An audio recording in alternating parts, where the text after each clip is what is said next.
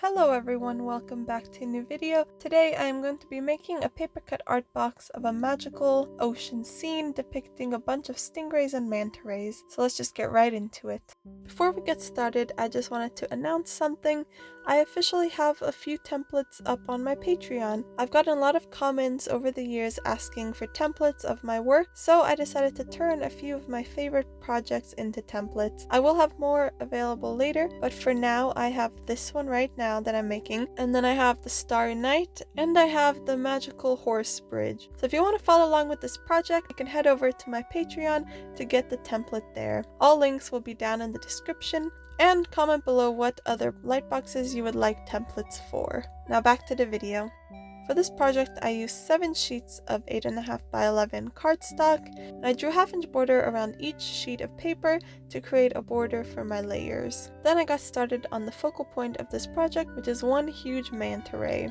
Lately, I've really been into these tropical light boxes, and I thought I would make one more, and I was scrolling on Instagram and I saw this creator post a compilation of her underwater photography, and she took this picture right here of a bunch of stingrays in the ocean, and I thought it was absolutely gorgeous, and I love how there were stingrays in the foreground and just a whole wave of them behind. So I thought I could draw some inspiration and create a similar looking scene. So that's kind of where I drew this inspiration. There's many different looking stingrays and manta rays, so I decided to add some variety. For this main one, I just chose the normal manta ray, and I started out by cutting out the silhouette of this ray.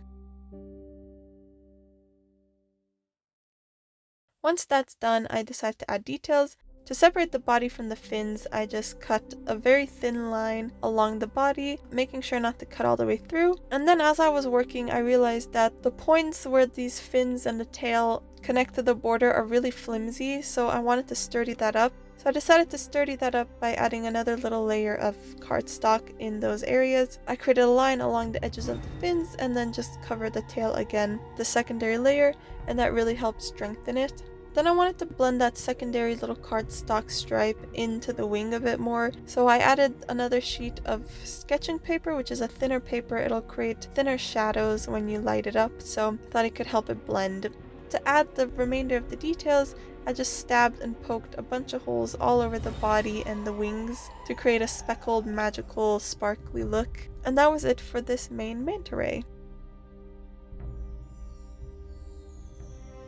I used this front layer to figure out where the rays are going to go on the other layers, and this was pretty helpful because I could place them strategically around the ray so they would kind of surround it and block it in. I make about 5 separate layers of these little stingrays, getting smaller as they go further in the background and bigger as they come closer. So while I'm working on this part, I will share a story that my sister created for this papercut light box.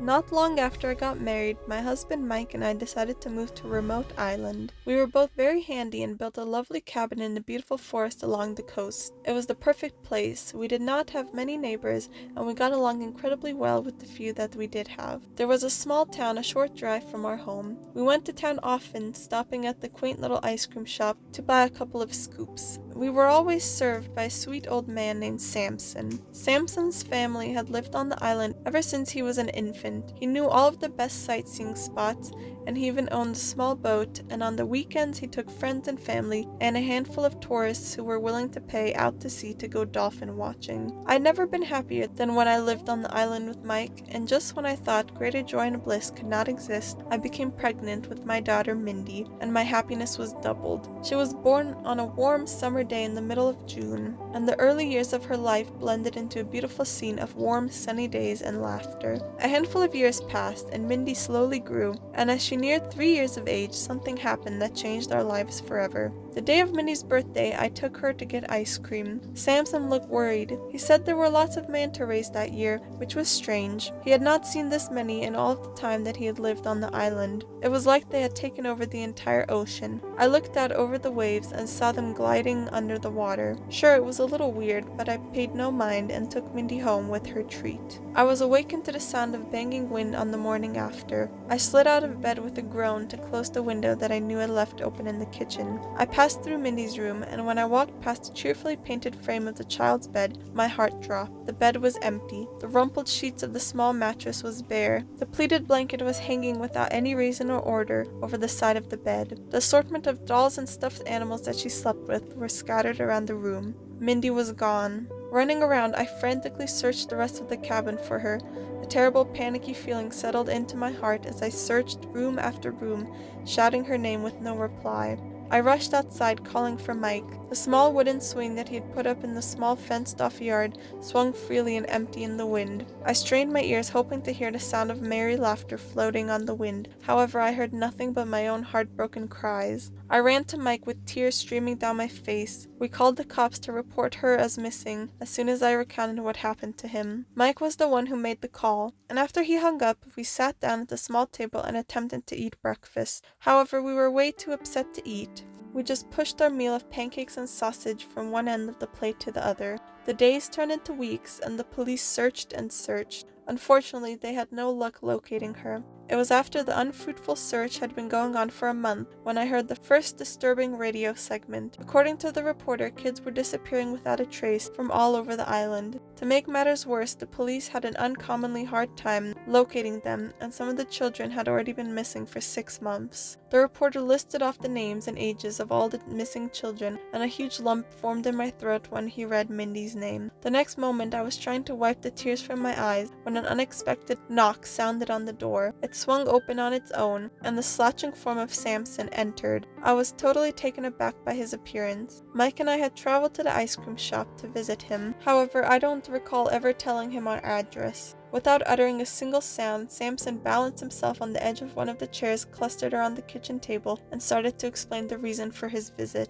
By the time Samson left my house hours later, my head was spinning. I was shocked by the conversation that I just had, and I sat on the couch with my hands folded on my lap, unable to move until Mike got home from work. We drove across the sandy sea-face island on the same road that we often used to get into town, past the cheerfully decorated yards until we reached an extremely secluded piece of the island where Samson's niece, a shy, quiet woman named Lisa, resided in peaceful solitude for many years. A couple of weeks ago, Lisa had figured out the mystery of the kidnapped children's disappearance. She tried to inform the police about her discovery, however, her story was so strange that they did not believe her. In fact, Mike and I had also doubted her. However, for Mindy's sake, we were willing to try anything. According to Lisa, Mindy and the other children were not kidnapped by an ordinary man, but a wicked witch. No one knew where she had come from. All Lisa knew about her was that every century or so, she awakened from a deep sleep and harassed the inhabitants of the island by kidnapping any child she could get her hands on and turning them into rays, Manta Rays being her favorite creature.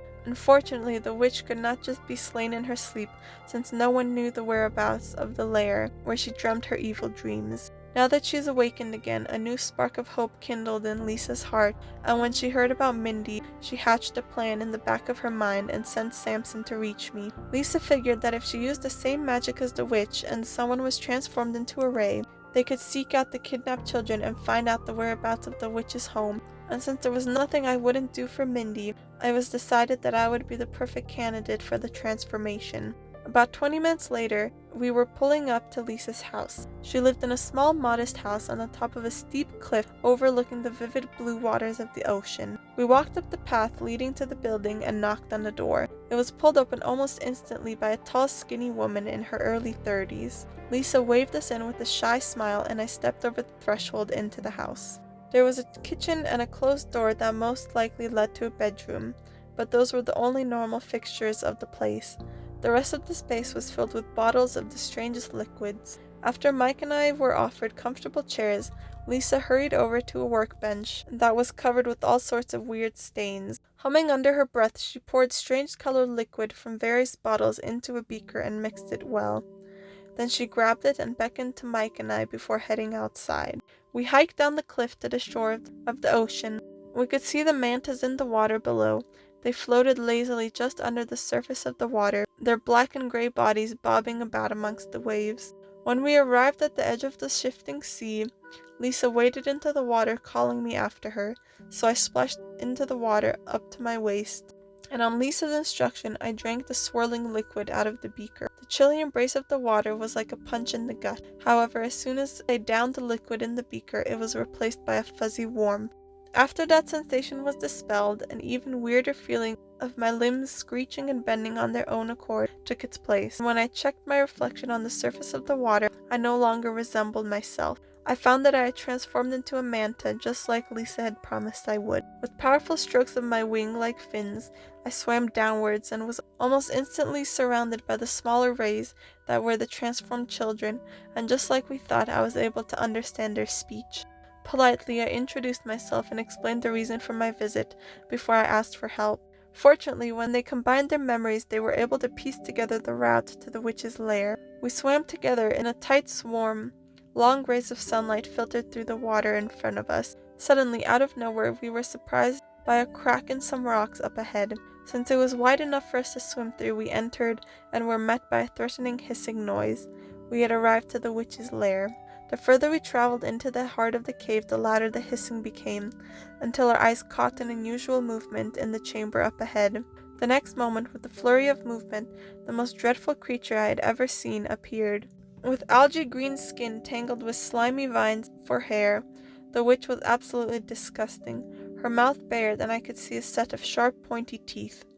With a terrible screech, the witch pounced towards us, beating the water with webbed hands, creating powerful waves that nearly swept us away. I waved my fins at the kids, and we all started to swim swiftly in a circle, and before long a small whirlpool formed, and the faster we swam, the bigger it got. Surprisingly, we were able to get it so big that with an ear-splitting noise, the cave completely caved in on itself, and the wicked witch was drowned under the rubble. The only thing that saved us from suffering the same fate was the good fortune of our human form returning to us, and in a critical moment we started to magically float to the surface. The next second, I was kneeling in the cold ocean water, back near Lisa's house, with Mindy running joyfully towards me. She jumped into my arms, and Mike rushed towards us happily. We held each other for a long time, crying tears of joy. The rest of the children were also there, and Lisa and Samson ushered them inside to warm up before returning them home. We took Mindy home. The threat of the sea witch gone, we lived happily ever after. So that was the story. I really enjoyed it. She did an amazing job matching a story to the scene I made. To assemble this project, I used 1/2-inch strips of foam board cut to the length and width of this border I have. Then I used Elmer's glue and stacked these layers, assembling them. Then to light it up, I tried out different colors of LED strips. I really like this bluish green turquoise color, and I really like this purple and the blue. I stuck to these blues and greens since it's an ocean scene, and overall I'm really happy with this project. It was a bit more simple than usual, but I think it really works, and I'm really happy with how this turned out. So again, check out my Patreon if you want templates of my work. If you enjoyed this video, please consider subscribing, and make sure to like and comment on this video. I will get back to posting regularly, so I will see you in 2 weeks. Bye!